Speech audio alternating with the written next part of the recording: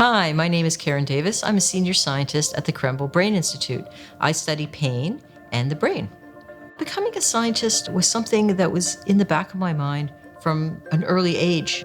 It was a very kind of pivotal moment for me that I had a great biology teacher in high school, and he used to always like to tell us what was happening in the research world and big discoveries. And one day he told us that the discovery had been made about something called endorphins and the body's own internal opiate receptors. And actually the people who discovered this won a Nobel Prize.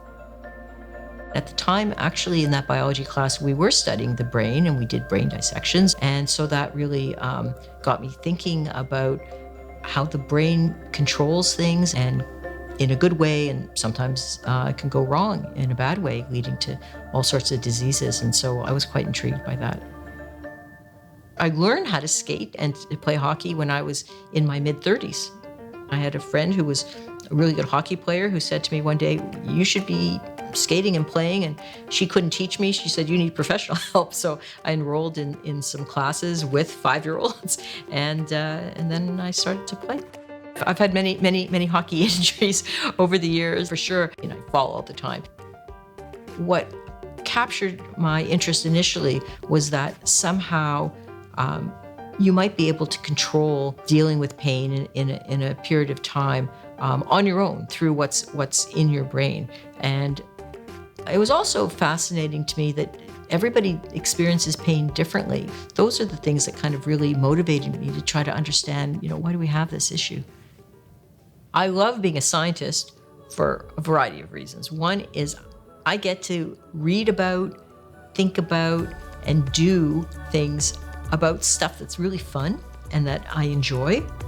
And I often give the analogy that being a scientist is like playing academic baseball. If you're a hitter, if you succeed only 30% of the time, you're a superstar. If you have a batting average of 300, you're like a superstar. It means you fail 70% of the time.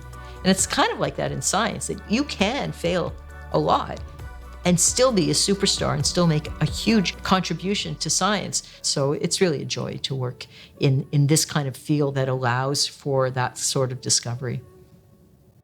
Well, my mother and grandmother have had a huge impact on me. My mother's still alive. She's 92. She's amazing, and she's still sharp. And my grandmother passed away when I was 16, but I had a very close relationship with her.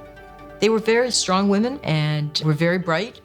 They were very impactful in their encouragement of me and support of me to do what I wanted to do, what I liked to do. I created an entry scholarship to somebody, a girl who's first generation in their family to go study at the University of Toronto in the Faculty of Engineering.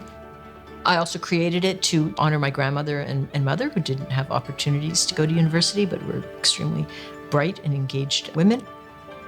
My message to each and every one of you really is you can do it. You need an interest and you need passion. Follow your dreams.